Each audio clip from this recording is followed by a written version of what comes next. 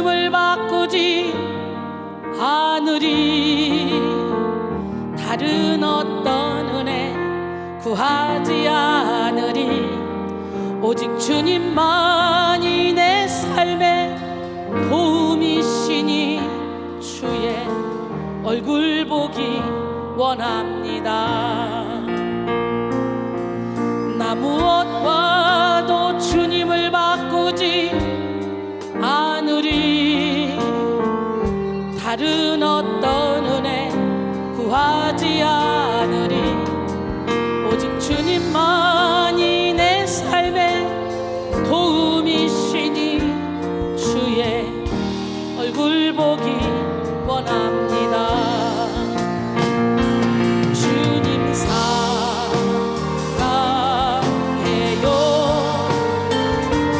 온 마음과 정성 다해 하나님의 신실한 친구 되기 원합니다. 두 손 들고 주님 사랑해요. 주님 사랑해요.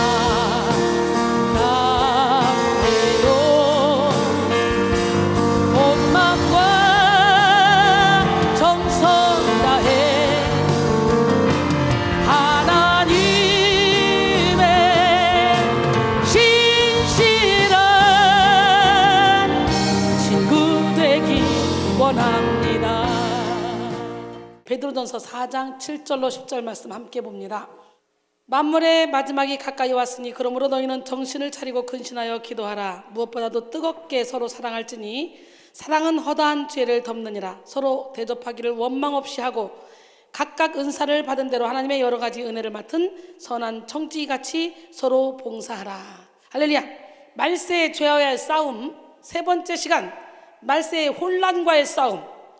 요즘 정말 이리 봐도 혼란하고 저리 봐도 혼란하고 다 혼란스러워요. 뭐가 진실인지 뭐가 가짜인지 모를 정도로 지금 혼란한 시대가 왔는데, 제가 태어나서 지금까지 살면서 이렇게 혼란한 시대는 처음 맞이하는 것 같아요. 이렇게 혼란한 시대가 또 있을까 싶을 정도로 끔찍한데요. 오늘 이 혼란에서 빨리 벗어나 또 우리나라가 다시 평화로운 나라가 됐으면 좋겠습니다. 나라가 하나 돼서 움직여야 발전이 있지. 지금 하나 돼서 움직여서 열심히 살아도 부족한 이 판국에 매일 서로가 싸우느라고 바빠요.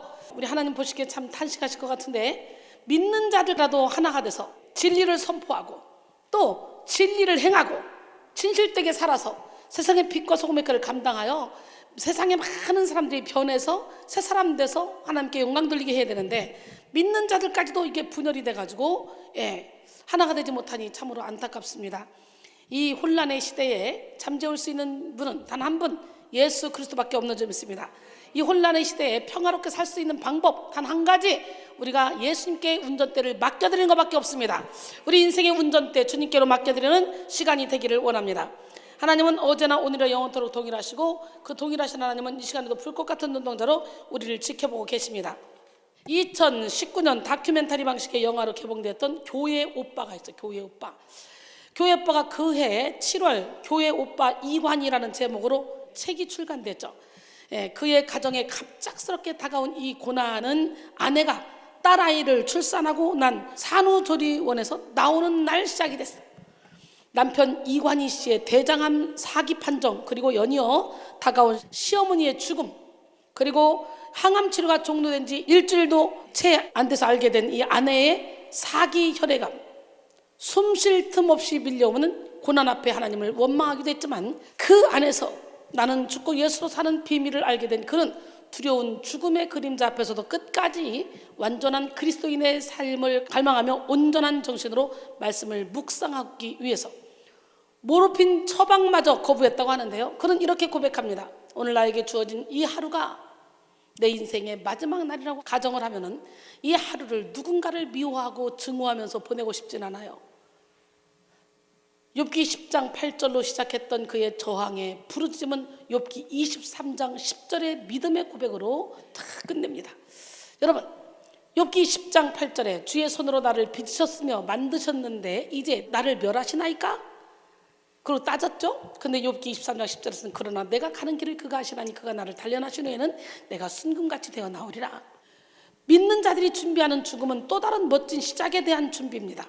죽음이 끝이 아니기 때문에 우리는 더더욱이 죽음을 준비하는 삶을 살아야 합니다.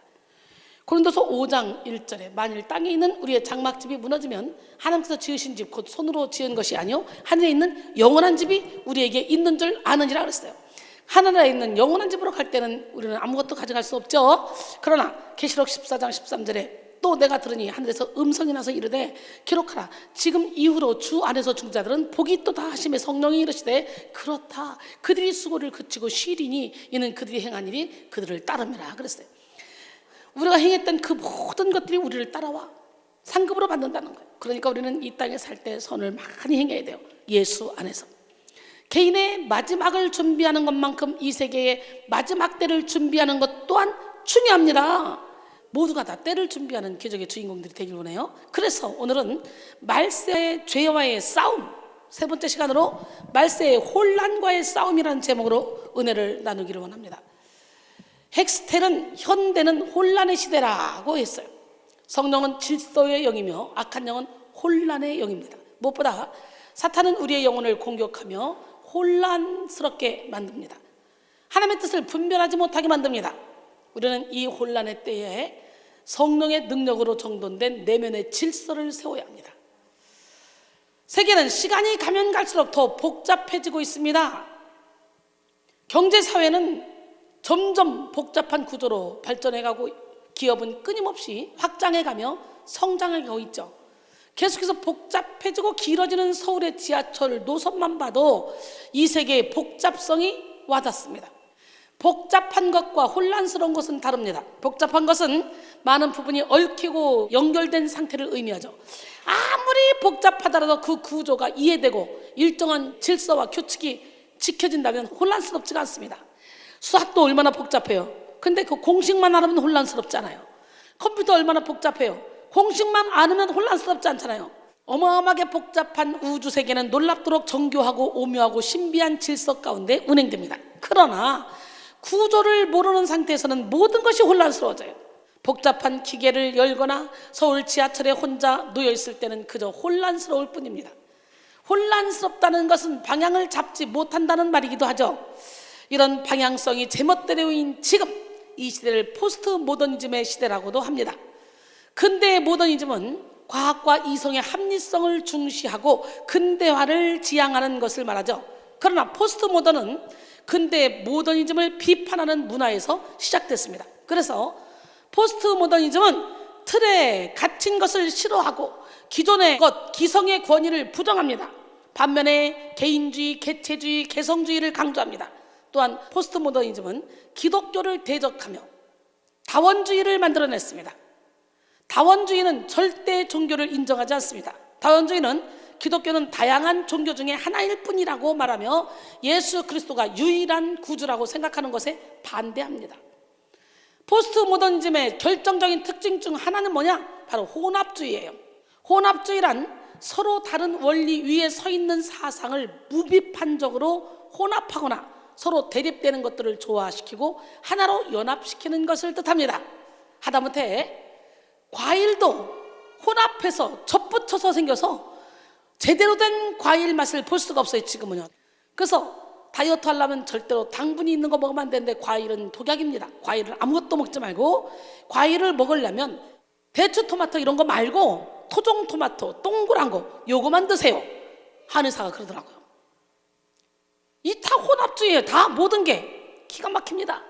종교적 측면에서 혼합주의란 어떤 한 종교가 다른 종교와 서로 혼합하여 하나를 이루는 과정을 말하는데요.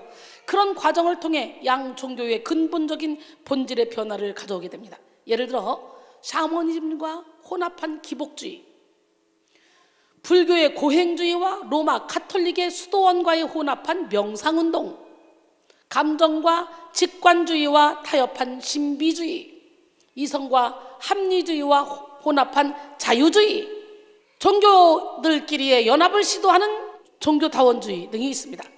이런 세상 속에서 혼란과 혼돈을 경험하게 됩니다. 사실 이 혼돈의 모습은 하나님께서 세상을 창조하실 때의 첫 모습이었어요. 창세기 1장 1절 2절 태초에 하나님이 천지를 창조하시니라. 땅이 혼돈하고 공허하며 흑암이 깊음 위에 있고 하나님의 영은 수면 위에 운행하시니라 그랬어요. 그래서 혼돈하다는 것은 무질서하다는 것을 의미합니다.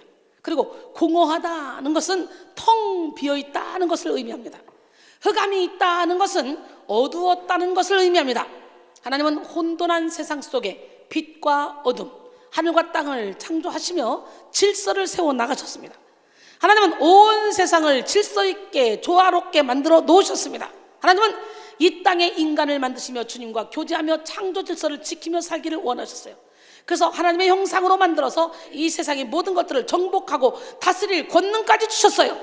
그리고 보시기에 너무 아름답다고 감탄하셨어요. 창세기 2장 8절로 9절 보니까 여호와 하나님이 동방의 에덴에 동산을 창설하시고 그 지으신 사람을 거기 두시니라. 여호와 하나님이 그 땅에서 보기에 아름답고 먹기에 좋은 나무가 나게 하시니 동산 가운데는 생명나무와 선악을 알게 하는 나무도 있더라. 근데 아담과 하와의 범죄로 인해 질서가 깨어지고 다시 혼돈과 혼합의 시대가 찾아왔죠. 범죄한 인간은 하나님이 아닌 자신들의 이름을 높이기 위해서 바벨탑을 막 쌓습니다. 그래서 주님은 그들의 일을 멈추게 하기 위해 언어를 혼잡하게 해서 흩어버리셨죠.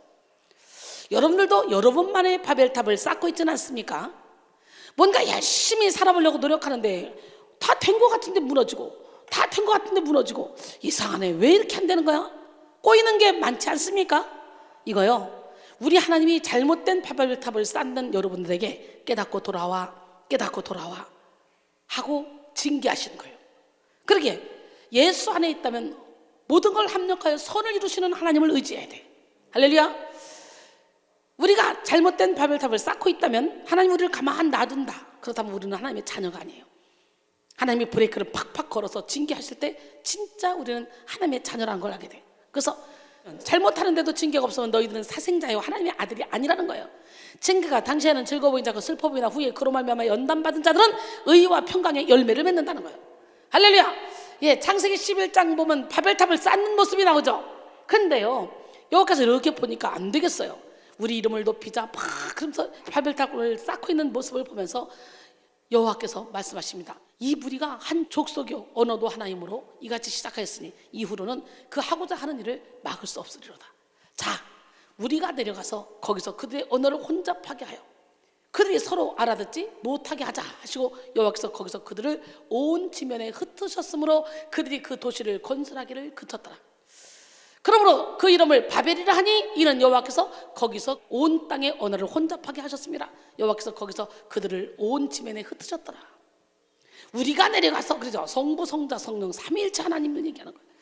바벨이라는 뜻은 혼잡하게 되다라는 뜻을 가진 빨랄이라는 단어에서 나온 단어입니다. 그러므로 바벨이란 혼잡, 혼란이라는 의미를 가지고 있어요. 그런데 여러분, 노아의 후손들만이 아니라 지금 이 시대의 사람들이 혼란의 바벨탑을 막 쌓고 있습니다. 그러면서도 자기는 그 바벨탑을 쌓고 있는지도 몰라요.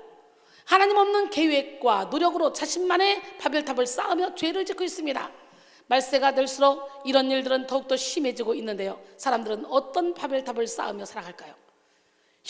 여러 가지 바벨탑을 쌓고 있지만 여기서 몇 가지만 알아보겠습니다. 여러분은 지금 어떤 바벨탑을 쌓고 있는지 여러분 자신을 한번 생각해 보시기 바랍니다. 먼저 인본주의 바벨탑입니다. 인간이 처음 창조되었을 때 창조 질서는 완전했고 하나님과 인간의 관계는 밀접했습니다. 인간은 하나님과 교통 교제하며 주님의 말씀에 순종했고 하나님 중심의 신본주의의 삶을 살았습니다. 그러나 인간이 하나님 말씀을 거역하고 불순종한 이후로 하나님과 인간의 관계는 단절되었고 세상은 하나님 중심의 신본주의에서 인간 중심의 인본주의로 변질됐어요. 그래서 인본주의란 하나님과 관계없이 인간이 주체가 되는 삶을 의미합니다. 인본주의는 인간의 존재만 중요시하고 인간의 능력과 성품 그리고 행복만을 귀중하게 생각하는 정신이죠. 그래서 신학대학교에서도 인문학 공부를 얼마나 시킵니까? 그러니까 너무도 다 이기적이야. 우리는 예수 안에서 이타적인 삶을 살아야 돼요. 하나님 사랑, 이웃 사랑을 실천하며 살아가야 돼요. 그래서 우리가 은혜 속에 들어가면 들어갈수록 세상에 배웠던 학이 부질없는 것이라는 걸 깨닫게 됩니다. 무엇보다 인본주의는 교회를 무너뜨리는데 큰 역할을 했습니다. 유럽 교회를 무너뜨린 것은 자유주의 신학입니다. 이것이 자유주의 신학이 아주 대표적인 예가 되는 거예요. 자유주의 신학은 성경 말씀 중에서 인간의 이성으로 이해가 되는 것만 인정하고 인간의 이성으로 이해되지 않는 모든 것은 부정합니다. 그러니까 은사 종언론자들, 은사 폐지론자들이 생겨서 성경에는 분명히 나는 어제나 오늘이나 영원토록 동일하다, 내가 진실로 너에게 이르노니 내가 하는 일을 너희가 할 것이요 이보다 더 큰 일도 할 것이다, 너희가 나를 믿기만 하면. 마가복음 16장 17절로 18절은 보니까 믿는 자들이 이런 표적이 따르니 곧 그들이 내 이름으로 귀신을 쫓아내며 새 방언을 말하며 뱀을 집어올리며 무슨 독을 마셔도 해를 받지 않냐고 병든 사람의 손을 들고 나으리라. 그렇게 말씀을 하시는데도 불구하고 그건 초대교회만 해당하는 거고, 성경이 나온 이후로는 그런 기적이 일어나지 않고 성경만이 진리다 라고 말하는데요, 하나님의 말씀은 살았다 그랬잖아. 운동력이 있다 했잖아. 살아서 운동 있게 역사하면 우리의 심령의 골수를 찔러 쪼개기까지 한다 그랬잖아. 우리의 생각과 마음을 통찰하신다 그랬잖아. 히브리서 4장 12절로 13절. 할렐루야. 오늘 말씀의 거울에 비추어 여러분 자신을 볼 수 있는 영의 눈이 활짝 열리기를 원합니다. 자유주의 신학은 기독교의 근본 교리, 즉 성경의 신적 원의와 예수님의 성육신과 속죄사역 부활을 부정합니다. 역사적으로 자유주의 신학이 만연했던 독일 나치즘 당시 아돌프 폰 하르낙을 중심으로 한 많은 목사들이 히틀러의 나치즘을 옹호했었다는 사실을, 이 사실만 봐도 자유주의 신학의 위험성을 조금은 알 수 있잖아요. 이에 맞서 칼바르트는 다시 하나님께로 돌아가야 한다, 모든 것이 하나님으로부터 출발해야 한다 라고 강력하게 외쳤었습니다. 인본주의 교회에 들어온 자유주의와 같은 인본주의 가치관은 교회를 무너뜨리고 성도의 영성을 무너뜨리고 있습니다. 인본주의의 유혹에 대해 크리스찬 투데이지에 기고한 글에서 당신이 불행해지기를 원하십니까? 그렇다면 하나님을 추방하십시오. 그리고 기도를 거절하십시오. 그러나 정말 행복해지기를 원하십니까? 그렇다면 하나님을 여러분의 인생의 주인으로 복귀시키십시오. 그리고 그 앞에 엎드려 기도하는 법을 배우십시오. 나의 연약함을 안다면, 내가 죄인이며 하나님의 피조물이라는 사실, 하나님의 도움 없이는 호흡할 수 없는 존재라는 것을 겸허히 깨달았다면 기도를 배우십시오. 하나님을 아빠라고 부르며 하나님의 도움을 입고 한 걸음 더 나아가 하나님께 쓰임받아 하나님 나라의 역사를 펼쳐가는 보람 속에서 인생을 살기를 원하신다면 기도를 배우십시오. 기도란 하나님의 공급을 체험할 뿐 아니라 내 인생이 하나님께 붙들려서 쓰임받는 설레는 모험을 하도록 하기 때문입니다 라고 말합니다.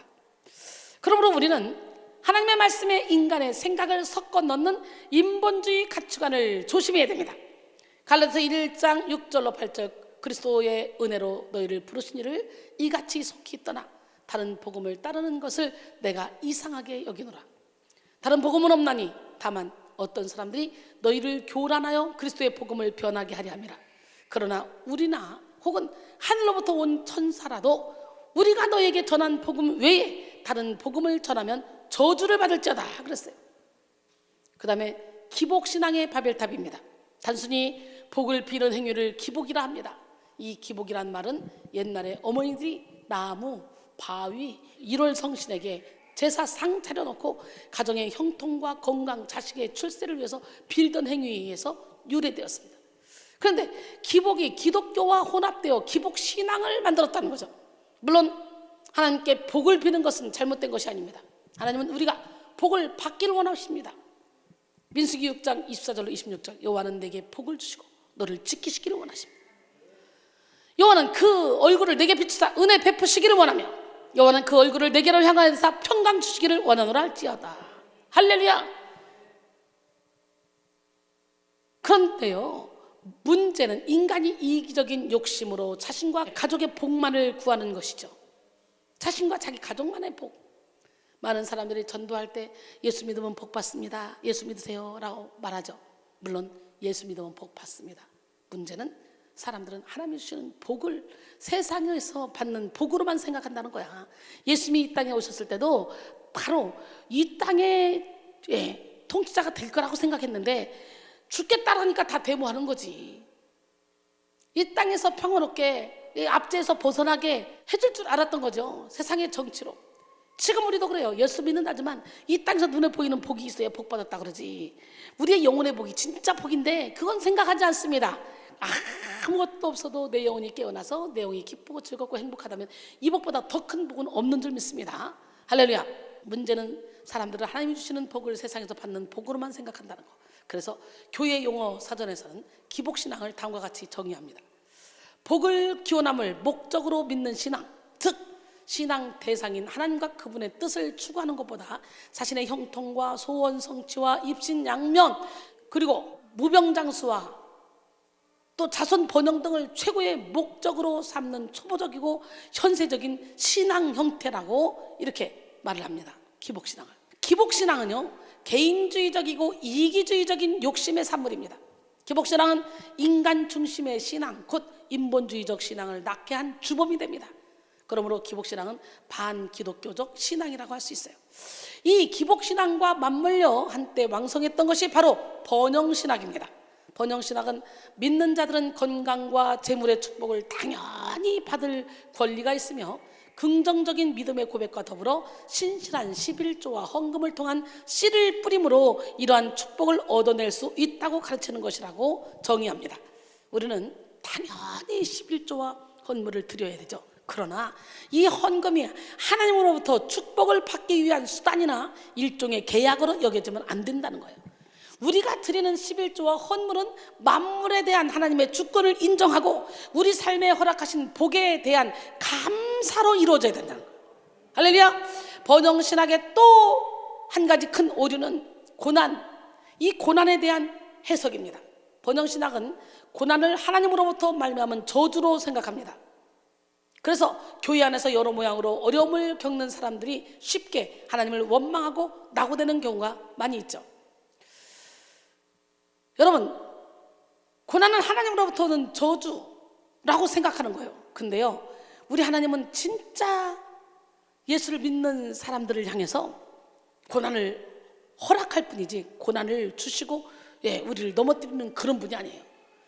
야고보서 1장 13절로 15절, 사람이 시험을 받을 때 내가 하나님께 시험을 받는다 하지 말지니 하나님은 악에게 시험을 받지도 않으시고 친히 아무도 시험하지 아니하시느니라.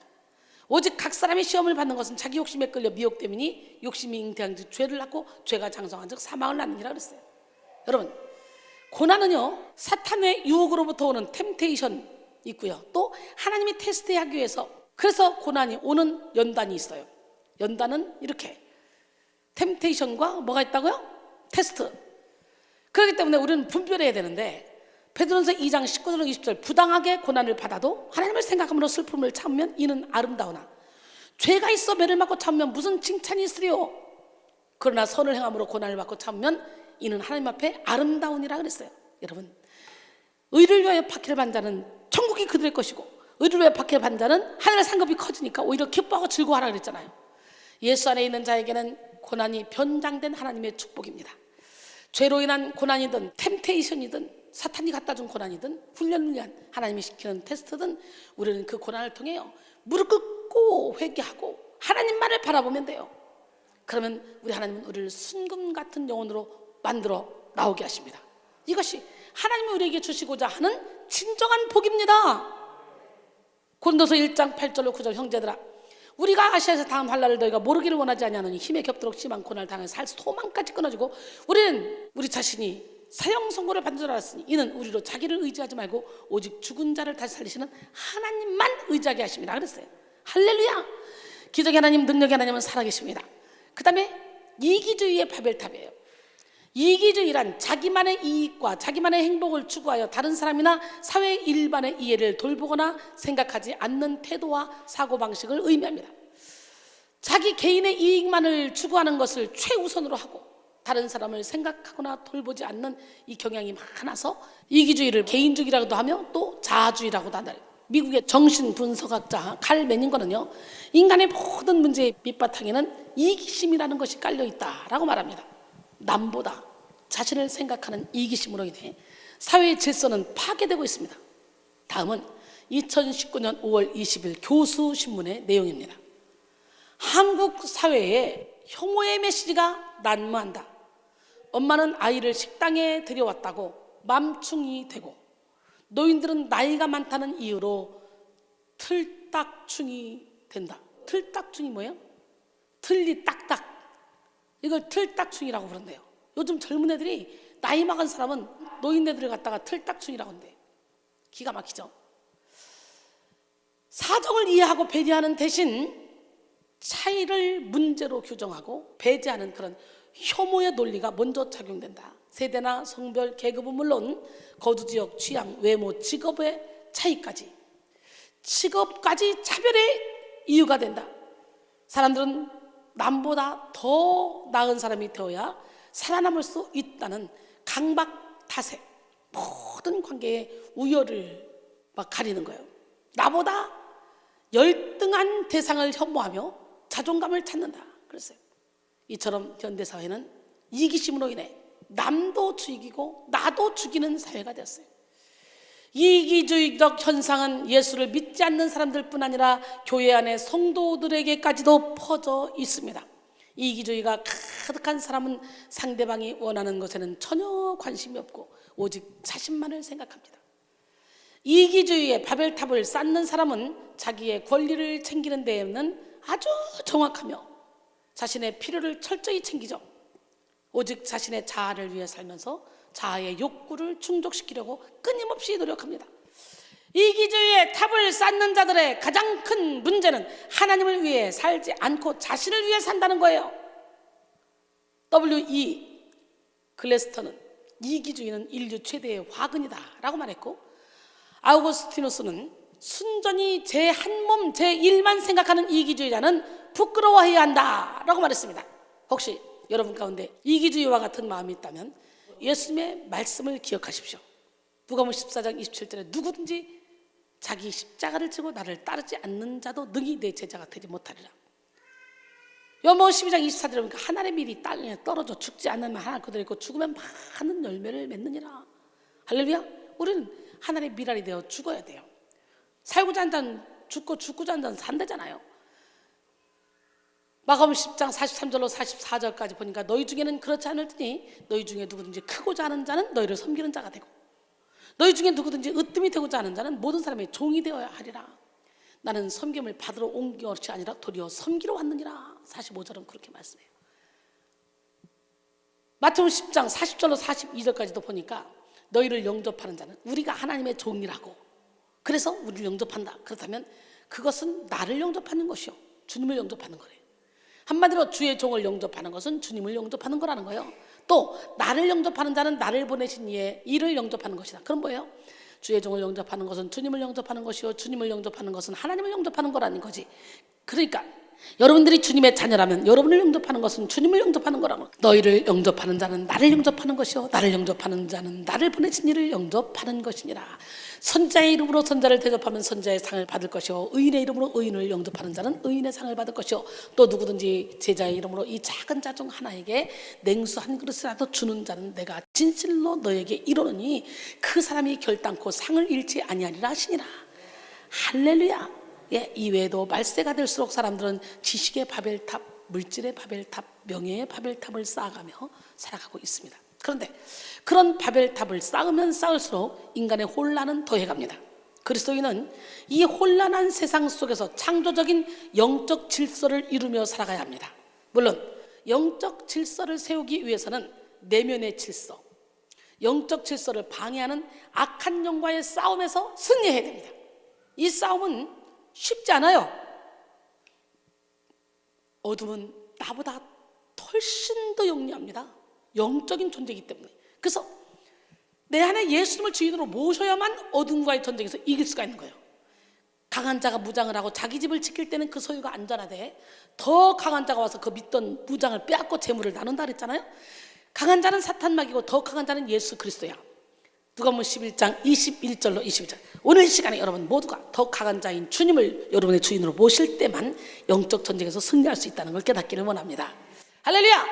우리가 성령이 주시는 전시갑주를 입고 피 흘리기까지 싸운다면 우리는 반드시 승리할 수 있습니다. 세상을 이기면 이것이니 우리의 믿음이라고 요한일서 5장 4절을 말씀했어요. 그렇다면 성도가 말세의 혼란과의 싸움에서 승리하기 위해서 어떻게 해야 될까요? 먼저 깨어 정신을 차려서 기도해야 돼. 혼틈이라는 말이 있어. 혼틈. 요즘은 도대체 말을 못 알아듣어서 다 약자로 줄여가지고, 나도 좀 약자로 다 줄여서 계속 설교를 약자로 해버릴까? 그거 누가 아냐 그거?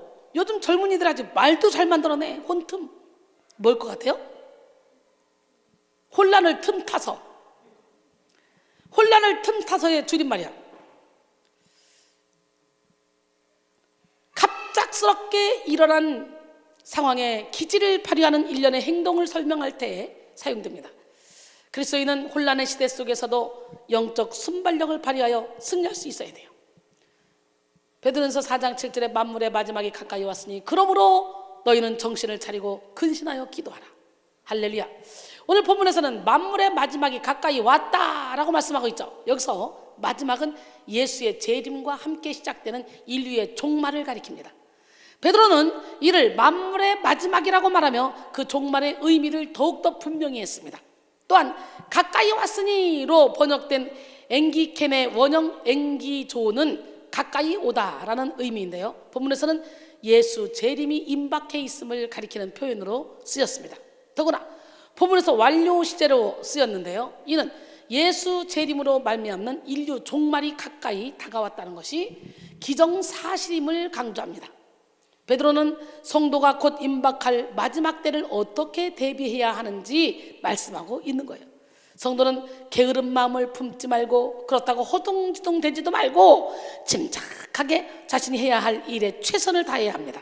그런데 말세가 될수록 성도들은 이런 신앙의 자세를 잃어버리고 어느 한쪽으로 치우쳐 구원에서 멀어지는 경우가 참 많이 있습니다. 예를 들어 어떤 사람들은 조금만 시대가 어려워지면 말세가 왔다고 하면서 위기의식을 조장합니다. 극단적 종말론자들이 이에 해당하죠. 극단적 종말론자들은 지금이 주님의 때라고 믿으며 각자에게 주어진 일상을 탈피하거나 함께 집단 공동체를 이루어 생활하려고 하거나 애써 현실을 외면하려고 합니다. 1978년 미국의 짐 존스 목사에 의해 벌어진 남아메리카 존스타운 대학살이나 97년 천국의 문 집단 자살 사건 등은 전 세계에 충격을 준 큰 사건입니다. 우리나라의 경우도요, 87년에 5대양 집단 변사 사건을 시작으로 92년 주거 소동, 94년 영생교 사건과 탕명한 소장 피살 사건, 97년 아가동산 사건, 99년 정명석 사건과 만민중학교의 사건, 그리고 2000년 할렐루야 기도원 사건 등 사회적 파장이 큰 대형 사건도 있었습니다. 대표적으로 재림주를 주장한 통일교의 문선명이나 자신이 말세에 감람나무라고 주장한 전도관의 박태선, 1990년대 등장했던 이장님 목사가 이끄는 다미선교회가 그렇습니다. 이들은 사회 전반을 어지럽게 하고 성도들을 미혹해서 가정을 파괴하는 일을 했어요. 시대가 점점 혼란해지고 더 악해지는 만큼 자칫 잘못된 종말론에 빠져 살기가 좋은 시대입니다. 지금 한쪽에서는 내세를 거부하고 즐기며 사는 사람이 있는가 하면 한쪽에서는 다가올 미래의 심판을 두려워해서 세상과 역사를 도피해버리는 삶을 선택해버리기도 합니다. 우리는 분명 종말론적 삶을 살아야 되지만 극단적 종말론에 치우쳐서는 안 됩니다. 그런데 반대로 우리는 말세에 대해서 안일한 마음을 품어서도 안 돼요. 종말에 대해 완전히 부정하는 자들은 마지막이 가까웠다고 말하면 그런 이야기는 옛날부터 항상 있었어, 지금까지 아무 일 없었잖아, 앞으로도 그럴 것이라고 말하며 비웃습니다. 마지막이 가까웠다는 이 말, 이들의 영적 게으름과 나태를 깨우는데 전혀 도움이 되지 않아요.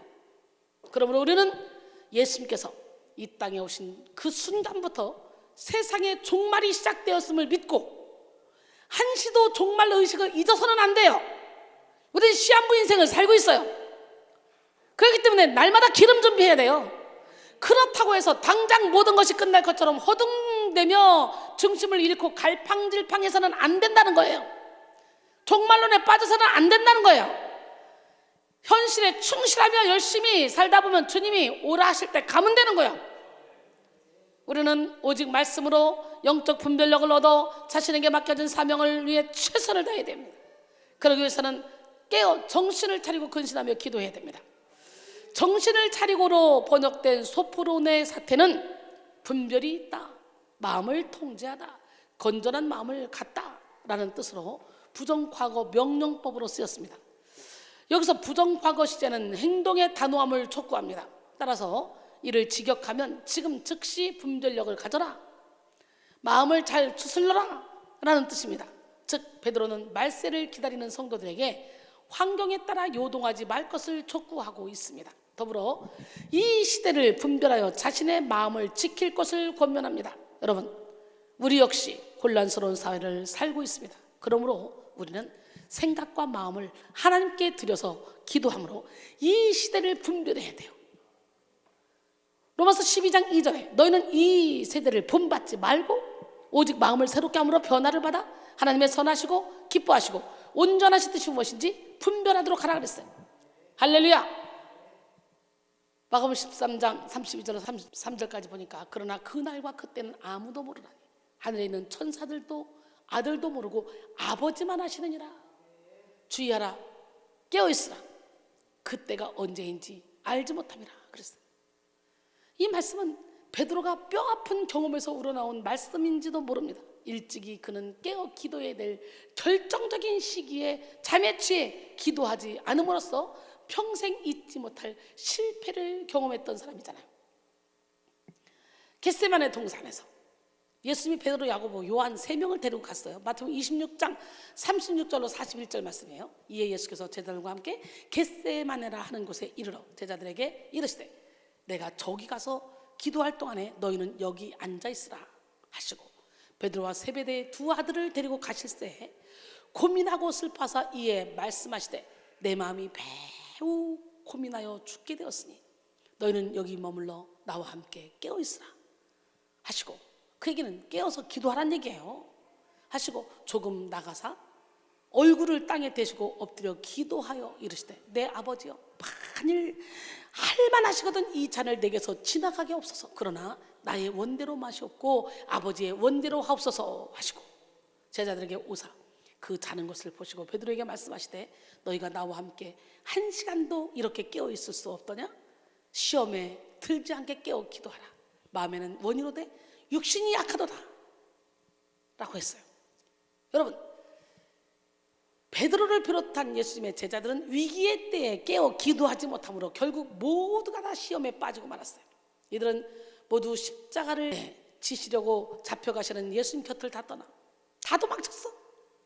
그리고 베드로는 이날에 주님을 부인하는, 그것도 부인하고 저주하고 부인하고 저주하고 맹세하고 부인하고 연거푸 3번씩이나 점점 강도를 높이며 부인하는 엄청난 실수를 범했죠.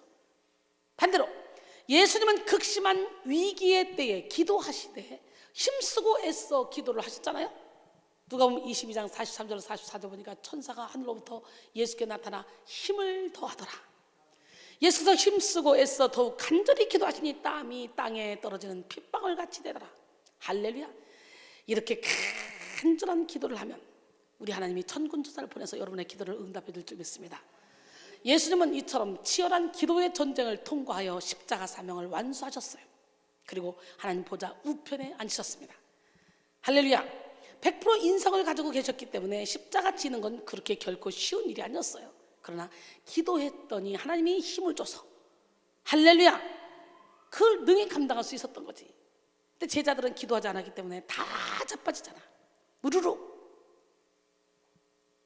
기도 외에는 이런 종류가 나갈 수 없습니다.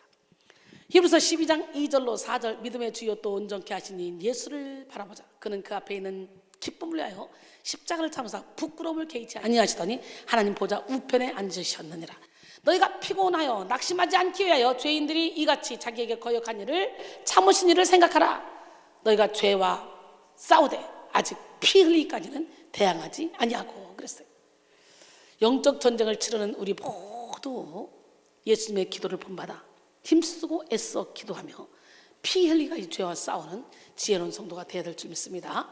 비록 이전에 베드로가 십자가 앞에서 깨어 기도하지 못함으로 시험에 빠지기도 했지만 부활하신 예수님을 만난 이후에 예수님께서 약속하신 성령을 사모하며 본격적으로 기도하기 시작했죠. 사도행전 1장 4절 5절 사도와 함께 모이사 그들에게 분부하여 이르시되 예루살렘을 떠나지 말고 내게서 들은 바 아버지께서 약속하신 것을 기다리라.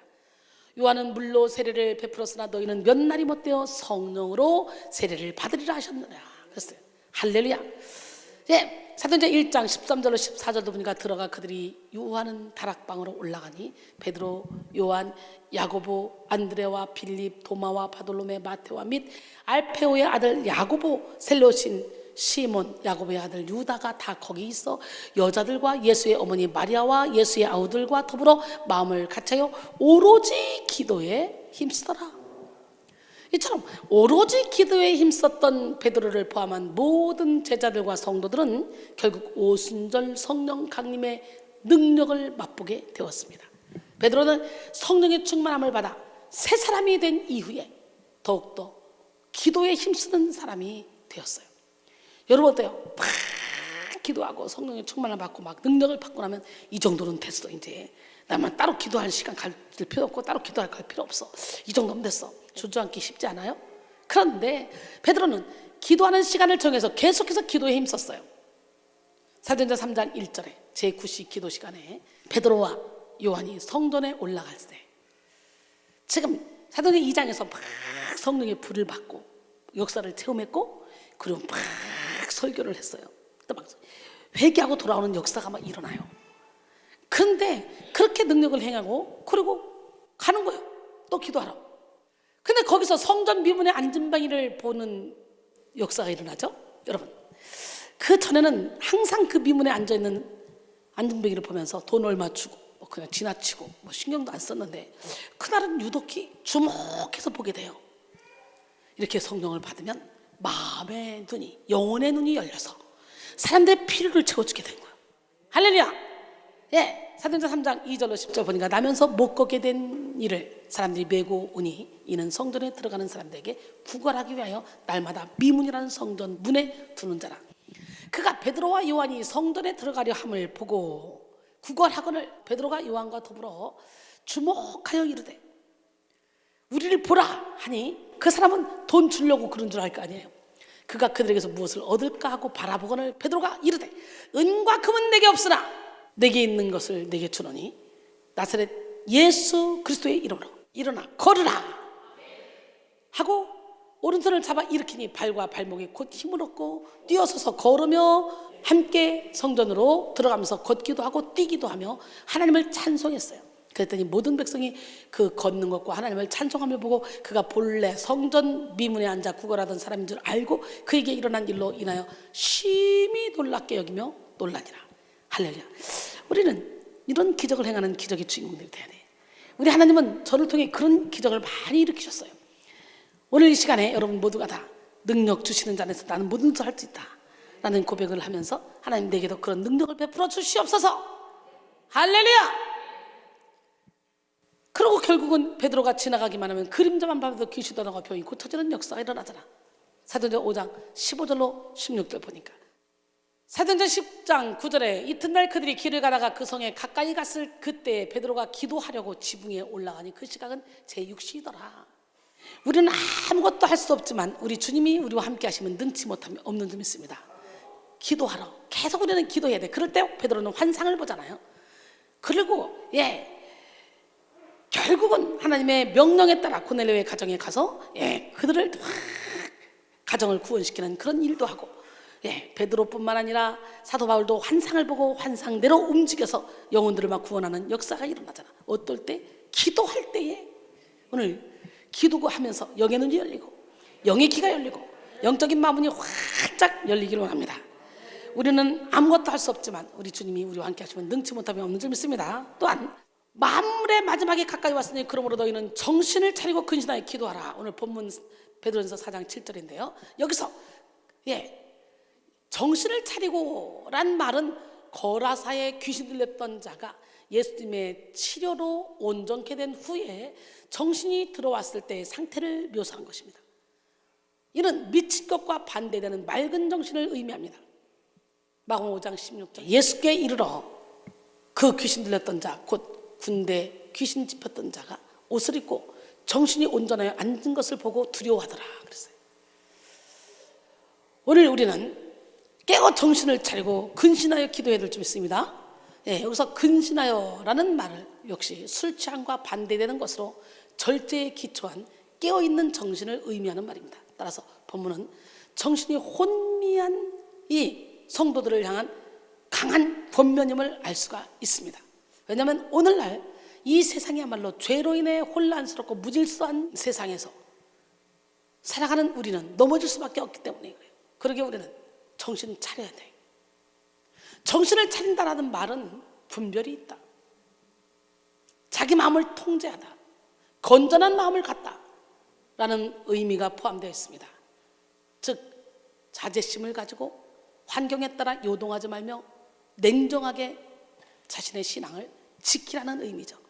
이사야 26장 3절에 주께서 심지가 견고한 자를 평강하고 평강하도록 지키시리니 이는 그가 주를 신뢰함이니이다 그랬어요.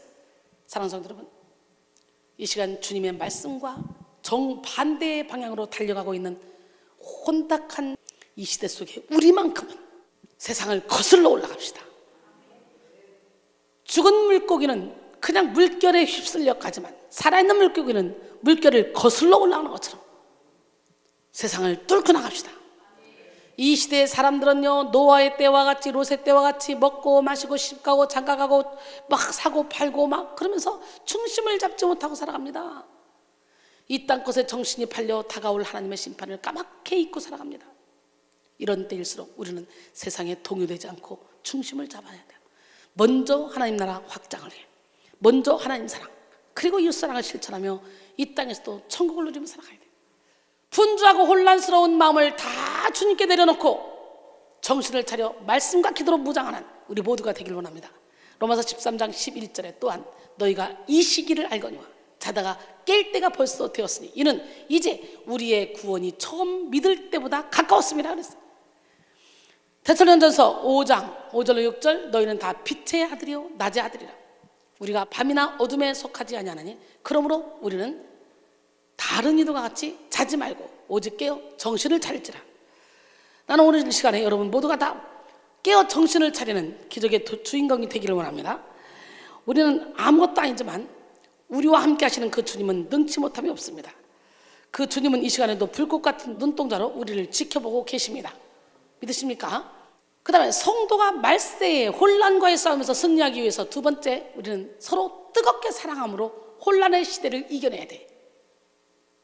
오늘 본문 베드로전서 4장 8절로 9절 무엇보다도 뜨겁게 서로 사랑할지니 사랑은 허다한 죄를 덮느니라. 서로 대접하기를 원망 없이 하고 라 그랬어요. 시대가 혼란스러워도 사람들은 사랑을 말하며 사랑을 노래합니다.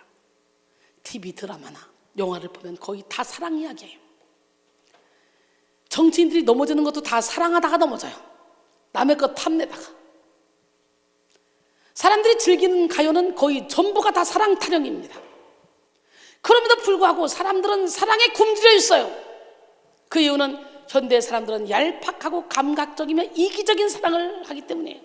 그러나 성경에서 말씀하는 사랑은 세상적 사랑과 다릅니다. 오늘 본문 8절은 무엇보다도 라는 말로 시작합니다. 이는 서로 뜨겁게 사랑하는 것보다 더 중요한 것은 없다는 말씀이에요. 이토록 사랑이 중요한 이유는 하나님은 사랑이시기 때문에. 사랑은 그리스도인의 진정한 삶의 총체로서 그 어떤 것보다도 중요합니다. 본문에서 말하는 사랑의 특징이 있어요.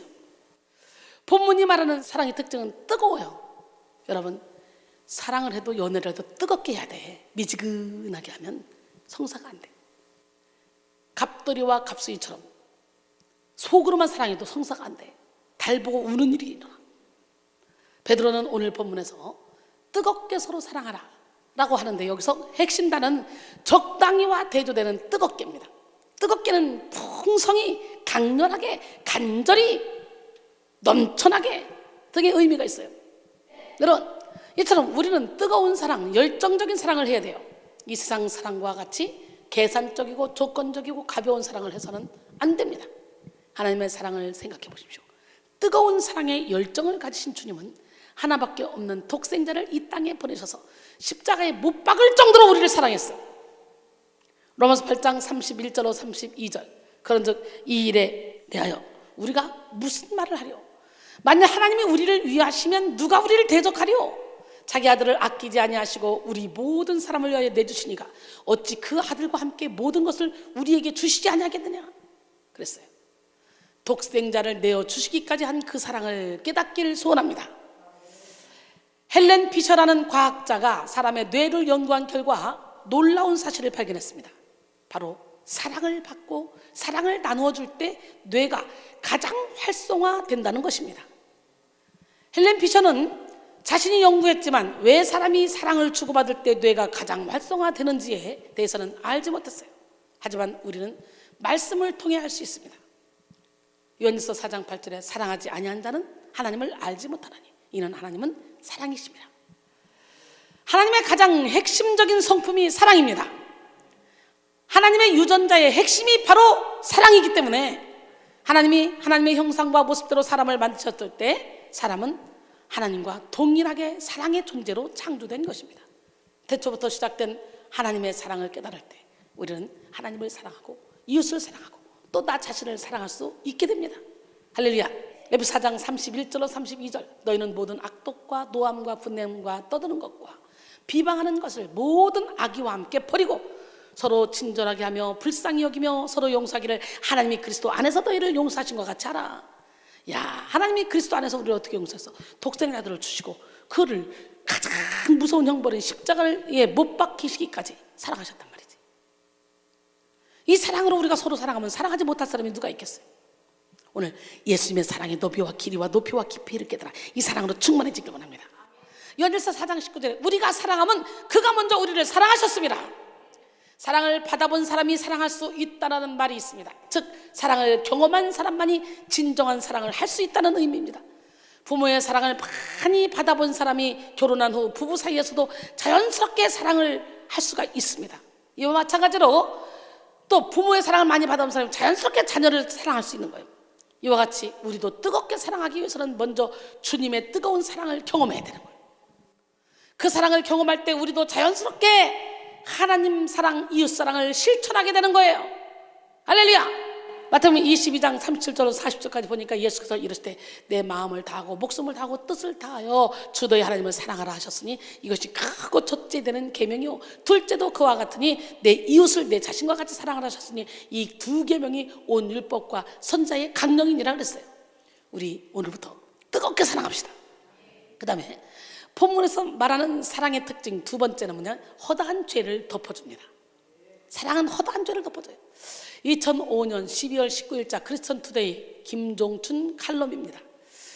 알렉산더 대왕이 대제국을 건설하고 나서는 자기 초상화를 남기고 싶었다.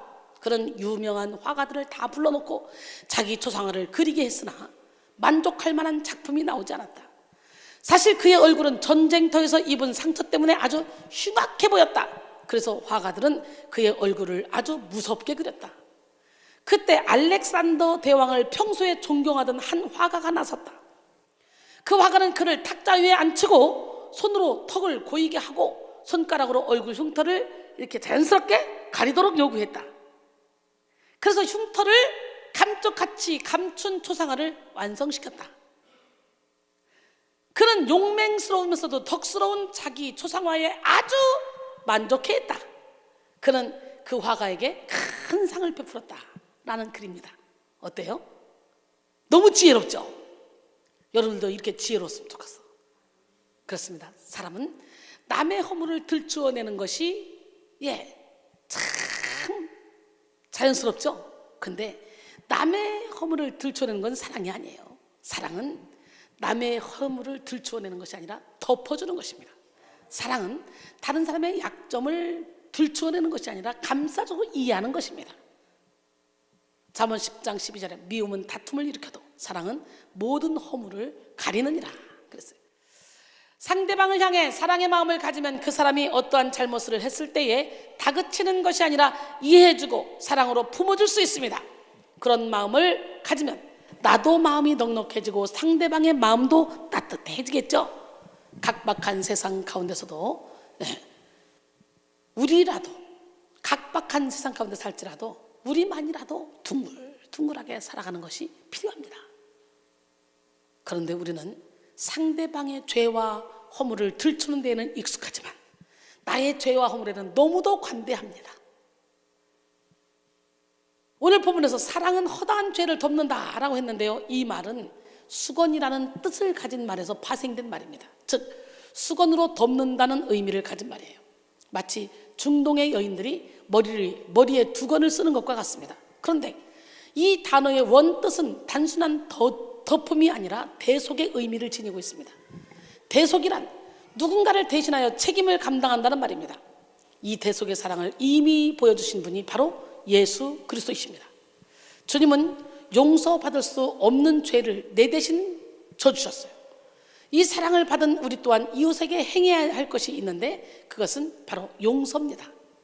용서라는 말은 한자로 그릇에 담을 용자에 헤아려 동정할 서자를 씁니다.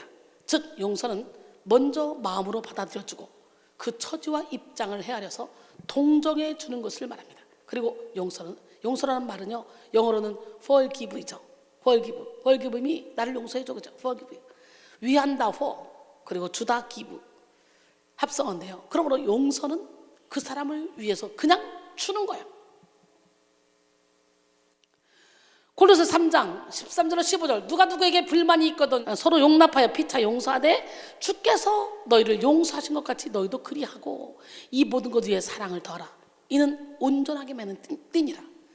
그리스도의 평강이 너희 마음을 주장하게 하라.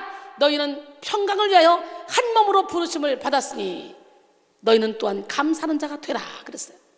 할렐루야. 우리가 허물을 덮어주고 서로 용서해야 되는 이유는 주님이 우리를 용서하셨기 때문입니다. 또한 우리가 용서해야 진리 안에 자유를 누릴 수 있기 때문입니다. 고든 맥도날드의 마음과 마음이 이어질 때 중에서 이런 글이 있어요. 과거에 받은 상처 때문에 부모를 용서하지 못하는 사람들과 지나간 문제를 가지고 몇 년이고 상대를 용납하지 않는 부부들에게서 우리는 그들이 안고 살아가는 고통을 보곤 한다. 해결되지 않은 관계의 무거운 짐에 눌려 신뢰와 믿음은 꺾여가고 자유와 기쁨은 사라진다. 그러나 용서가 있는 곳에는 자유가 뒤따른다. 우리는 인간이 하나님께 가장 가까워지는 때는 바로 자비를 주고받는 과정에 있을 때라고 자신 있게 말할 수 있다 라는 글입니다. 또 세 번째로 본문에서 말하는 사랑의 특징은 원망 없이 서로 대접하기를 힘쓰라는 거예요. 베드로는 재림을 기다리는 성도들의 바람직한 생활 자세로 서로 대접하기를 원망 없이 하라고 권면합니다. 당시 교회는 지금과는 달리 교회의 제도가 안정되지 않았어요. 게다가 종교적인 핍박까지 있었습니다. 그때 순회 전도자들이나 핍박을 피해 다니던 성도들을 대접하는 이 교회의 부담이 때로는 과하여 가끔 여기저기에서 원망과 불평이 나올 수도 있었습니다. 그래서 교회를 감독하고 있던 베드로는 이런 원망과 불평으로 인해서 성도들의 사랑이 식을 뿐만 아니라 복음까지 방해받는 것을 보고 원망 없이 서로 대접하라고 했던 거예요. 그렇습니다. 대접하는 것은요, 하나님이 기뻐하시는 일이에요. 그런데 여기에 원망과 불평이 따를 때는 안 하는 게 낫습니다. 원망과 불평은 인간관계를 파괴하는 것이기 때문에 서로가 대접하며 원망 불평할 것 같으면 안 하는 게 나아요. 그래서 봉사하고 충성하고 열심히 헌신할 때 원망하고 불평하고 부정적인 얘기 자꾸 할 것 같으면 차라리 하지 마라. 안 하면 또 하나님이 다른 할 사람을 보내준다. 하나님의 일은 하나님이 하시는 거기 때문에 제가 맨날 그런 얘기를 하죠. 존 파이퍼는 불평은 우리 삶 속의 모든 일에 은혜로우신 하나님의 섭리가 있음을 믿는 믿음이 부족하다는 증거입니다. 이런 믿음의 부족은 하나님을 불명예스럽게 합니다. 하나님의 주권과 지혜와 선하심을 비하하는 것입니다 라고 말합니다. 그러므로 대접하는 자는 부담이 아니라 감사하며 대접해야 되는 거예요. 남을 대접한다는 것에는요, 겸손함과 낮은 마음이 내포되어 있는 거예요. 높아진 마음으로는 누군가를 섬기고 대접할 수 없어요. 또 대접하는 마음에는 따뜻한 사랑이 담겨 있습니다. 내가 사랑하는 사람이 내가 대접하는 음식을 먹을 때 행복하길 바라기 때문이죠. 하지만 말세의 사람들에게서는 이런 겸손함과 사랑, 이 사랑의 모습을 보기가 힘들어요. 오직 자신만을 위한 삶을 살기 위해 급급합니다. 하지만 그리스도인들은 현대의 흐름을 따라가는 것이 아니라 말씀을 따라 살아야 됩니다. 할렐루야. 그래서 하나님 사랑, 이웃 사랑을 실천해야 돼요. 마태복음 25장 31절로 40절에 보면요, 백보자 심판날 인자가 자기 영광으로 모든 천사와 함께 올 때에 자기 영광의 보좌에 앉으리니 모든 민족을 그 앞에 모으고 각각 구분하기를 목자가 양과 염소를 구분하는 것 같이 하여 양은 그 오른편에 염소는 그 왼편에 두리라. 그때 임금이 그 오른편에 있는 자들에게 이르시되 내 아버지께 복받을 자들이여 나와 창세로부터 너희를 위하여 예비된 나라를 상속받으라. 내가 줄일 때에 너희가 먹을 것을 주었고 목마를 때에 마시게 하였고 나그네 되었을 때에 영접하였고 헐벗었을 때에 옷을 입혔고 병들었을 때에 돌봤고 옥에 갇혔을 때에 와서 보았느니라. 이에 의인들이 대답하여 이르되 주여 우리가 어느 때에 주께서 줄이신 것을 보고 음식을 대접했으며 목마르신 것을 보고 마시게 했습니까? 어느 때에 나그네 되신 것을 보고 영접했으며 헐벗은 것을 보고 옷 입혔나이까? 어느 때에 병드신 것이나 옥에 갇힌 것을 보고 가서 배웠나이까? 하리니 임금이 대답하여 이르되 내가 진실로 너에게 이르노니 너희가 여기 내 형제 중 지극히 작은 자 하나에게 한 것이 곧 내게 한 것이니라 하시고 할렐루야. 의인들은 이렇게 선을 행해 놓고도 잊어버려. 히브리서 13장 1절로 2절 형제 사랑하기를 계속하고 손님 대접하기를 잊지 말라. 이로써 부지 중에 천사들이 대접한 이들이 있느니라. 그랬어요. 이렇게 부지 중에 천사들을 대접하고 열심히 선을 행했는데 그걸 자꾸 내가 울고 먹는다. 이것은요 공적이 다 불타 없어져 버리는 거예요. 진짜 의인들은 내가 선을 행해놓고 잊어버려 던져버려. 그냥 왜? 이미 천국에 가버렸어. 그것이 상급으로. 근데 그걸 해놓고 자꾸 내 입으로 내가 그걸 자랑하고 있다. 그건 아닌 거예요. 물론 대접받는 자도 겸손과 감사함으로 대접을 받아야 돼. 그래서 초대교회 문서 디다케는 다음과 같은 글이 실려 있습니다.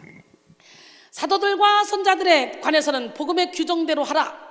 그리하여 그들이 당신에게 올 때에는 주님처럼 영접하라.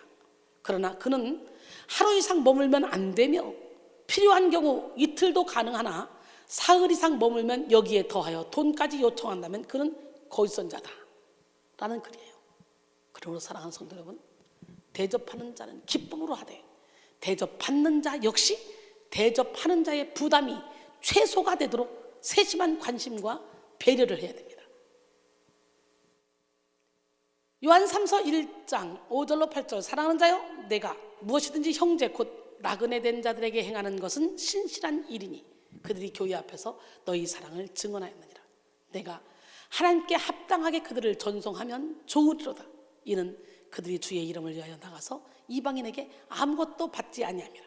그러므로 우리가 이 같은 자들을 영접하는 것이 마땅하니 이는 우리로 진리를 위하여 함께 일하는 자가 되게 하려 함이라 그랬어요. 사랑하는 성도 여러분, 오늘 우리 사회가 점점 더 메말라가고 혼란스러운 이유는 들추어내는 일은 잘하는데 서로 용서하고 이해하며 나누어지는 일이 없어지기 때문이에요. 참 안타까워요. 여러분, 도산 안창호 선생은 애국 계몽 강연을 다니면서 한 가지를 줄기차게 외치고 다녔다고 합니다. 동포 여러분, 우리가 공부할 것이 있습니다. 첫째, 사랑을 공부합니다. 둘째, 사랑을 공부합니다. 셋째, 사랑을 공부합시다 였습니다. 우리가 공부할 것은 뭐라고? 사랑. 사랑하는 자가 어떤 잘못에도 허물을 용서하게 되고 사랑하는 자는 어떤 상황 가운데서 다 품고 가게 돼 있어요. 나는 대통령들이 착착착 바뀔 때 원수 갚지 말고 서로가 서로의 보완을 해주고 또 보완해주고 그래서 점점점 나라가 좋아지는 나라. 쓸데없이 그 데모하고 뭐하고 그런다고 정치, 경제, 문화 모든 거 다 지금 우리 문화 예술이고 다 개판돼 있잖아요. 사랑 타령이 나면 나를 쌓고 진짜 사랑이 뭔지도 모르고 정말 안타까운 시대에 우리가 살고 있어요. 오늘 서로에 대한 불신으로 가득 차 어느 누구도 믿을 수 없어 극단적인 이기주의와 자기 중심적인 가치관이 팽배한 이때에 우리가 다시 공부해야 될 것은 사랑이야. 사랑. 얄팍하고 계산적이고 이기적이며 조건적인 사랑이 아닌 남의 잘못과 허물을 덮어주고 남을 위해 자신을 내어주는 아가페 사랑을 회복해야 돼요. 그리고 나눔이 없는 이 시대에 가운데 원망 없이 대접하며 나누는 인생을 살아가는 우리 모두가 되길 바랍니다. 교회와 성도가 이 일을 감당할 때에 많은 열매를 맺으며 이 땅의 빛과 소금의 역할을 감당하게 되는 거예요. 그 다음에 성도가 말세의 혼란과의 싸움에서 승리하기 위해서 마지막으로 청지기 의식으로 자신이 받은 은사를 주를 위해 사용해야 돼. 오늘 본문 베드로전서 4장 10절이죠. 각각 은사를 받은 대로 하나님의 여러 가지 은혜를 맡은 선한 청지기같이 서로 봉사하라 그랬어요. 본절에서 은사는 카리스마로 하나님의 은혜의 기초에서 그 백성에게 주어진 영적 선물을 말하는데요, 예언이나 방언 등과 같은 특별한 은사만을 의미하는 것이 아니라 가르치는 것, 설교하는 것, 긍휼을 베푸는 것, 섬기는 것, 이런 은사들, 이런 것 같이 그리스도의 공동체를 섬기는 데 유익한 모든 것을 포괄합니다. 그런데 모든 성도들은 하나님께로부터 받은 은사를 하나 이상 가지고 있어요. 많은 성도들이 이와 전혀 다른 생각을 하고 있다는 게 문제라는 거지. 곧 자신의 은사를 다른 사람과 비교하여 스스로 남보다 못하다는 생각이 들면 자신은 아무런 은사도 받지 못했다고 생각합니다. 그러나 아니에요. 주님은 모든 사람에게 은사를 주셨습니다. 이렇게 자신이 받은 달란트를 잘 활용해요 정말 보람된 삶을 사는 사람이 있는가 하면 자신이 받은 은사를 평생 발견하지도 못하고 사용하지 못하는 사람도 있죠. 또 발견했다 할지라도 게을러 터져가지고 이기적이라 또 전혀 남에게 유익을 주지 못하는 사람도 있죠. 어떤 사람은 한 달란트 받은 자와 같이 숨겨두는 사람도 있어요. 그러다가 숨겨뒀다가 스머니 땅에 묻어놨다가 갖고 오는 사람. 여러분은 어떤 사람입니까? 5달란트 받은 사람은 5달란트 남기고 2달란트 받은 사람은 2달란트 남겼는데 하나님은 이 사람을 다 똑같이 칭찬했어. 그러니까 나는 달란트가 작으니까 작게 밖에 못해, 나는 많으니까, 이게 아니에요. 여러분이 주신 달란트 그 안에서 최선을 다하면 되는 거예요. 우리는 하나님의 은사가 없다고 어리석어 불평하지 말고 각각 성도 속에 감추어 두신 하나님의 은사를 발견하고 교회와 성도를 위해 사용해야 됩니다. 하나님 나라 확장을 위해 사용해야 됩니다. 영혼 살리는 일을 위해 사용해야 됩니다. 저를 보세요. 제 삶이 없잖아요. 오늘은 이곳으로, 내일은 저곳으로. 저라고 왜 안착해서 한 군데서 편안하게 가족들과 함께 살고 싶지 않겠어요? 저라고 왜? 그러나 우리 주님의 손에 붙들렸기에 저는 제 것이 아니야. 그때그때 주님이 주시는 감동대로 움직이는 거예요.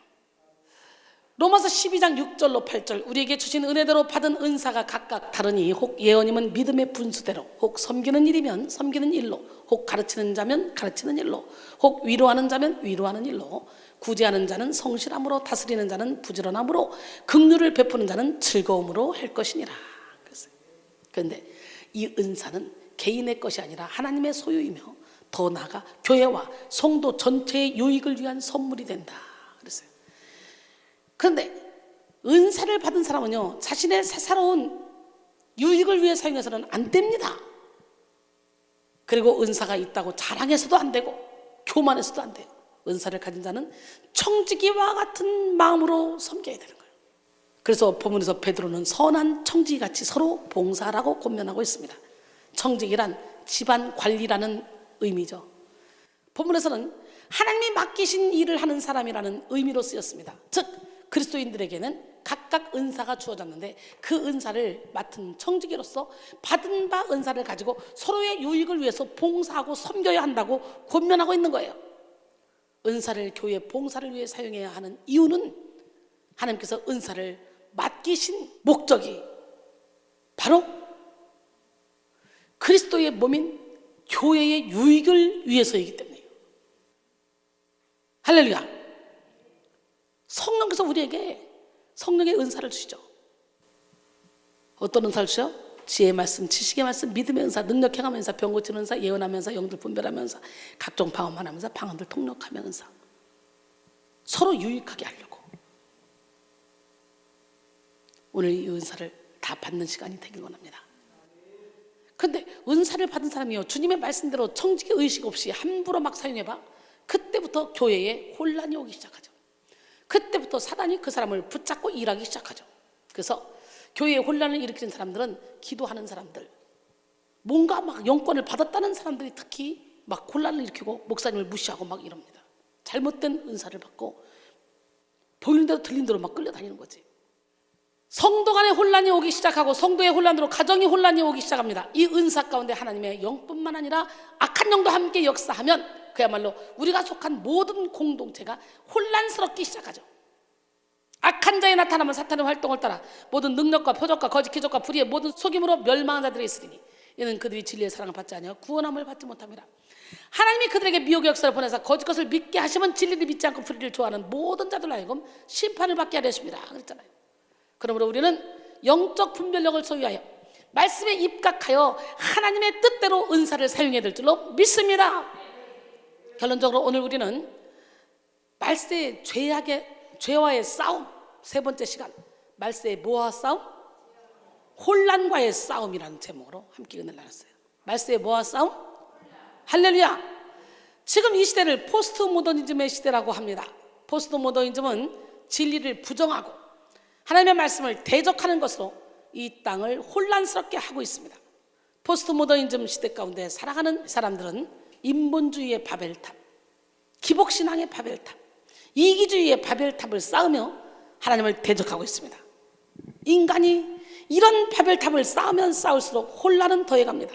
그러나 그리스도인은 더 이 혼란한 세상 속에서도 창조적인 영적 질서를 이루며 살아가야 됩니다. 그렇다면 성도가 말세의 혼란과의 싸움에서 승리하기 위해서 어떻게 해야 될까요?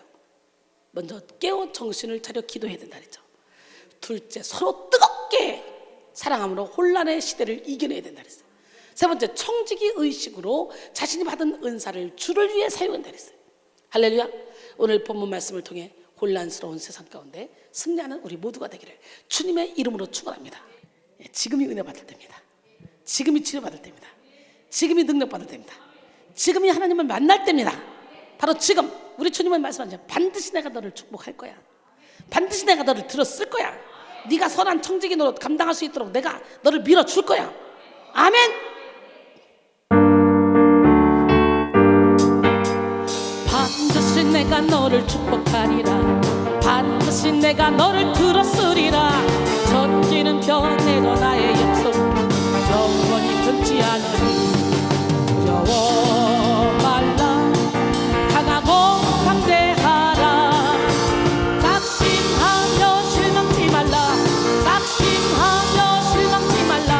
실망치 말라. 내 소원 이루는 날 속히오리. 내게 영광 돌리리.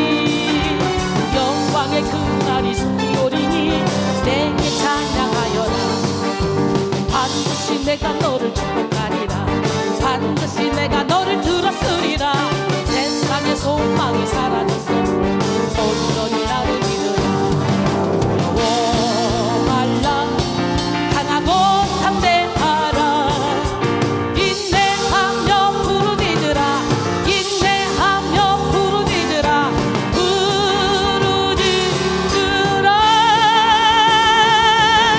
내 소원 이루는 날 속히오리. 내게 영광 돌리니. 영광의 그날이 속히오리니 내게 찬양하여라. 두려워 말라. 강하고 담대하라. 인내하며 부르짖으라. 인내하며 부르짖으라. 부르짖으라. 내 소원 이루는 날 속히오리. 내게 영광 돌리니. 영광의 그날이 속히오리니 내게 찬양하여라. 영광의 그날이 속히오리니 내게 찬양하여라. 이 혼란의 때가 바로 기도할 때입니다. 이 혼란의 때가 우리 하나님이 열면 다를 자가 없고 닫으면 열 자가 없습니다.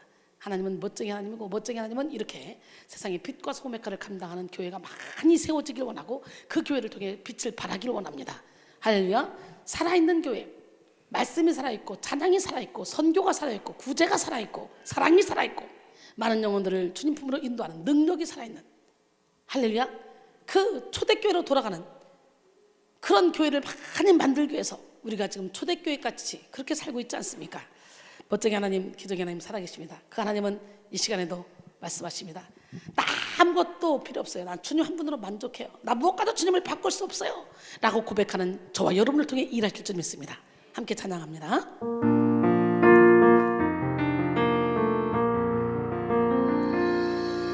나 무엇과도 주님을 바꾸지 않으리. 다른 어떤 은혜 구하지 않으리. 오직 주님만이 내 삶의 도움이시니 주의 얼굴 보기 원합니다. 나 무엇과도 주님을 바꾸지 않으리. 다른 어떤 은혜 구하지 않으리. 오직 주님만이 내 삶의 도움이시니 주의 얼굴 보기 원합니다. 주님 사랑해요.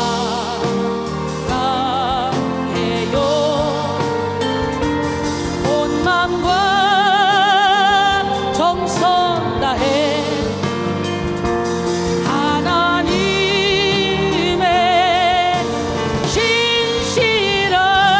신실한 친구 되기 원합니다. 두 손 들고 주님 사랑해요. 주님 사랑해요.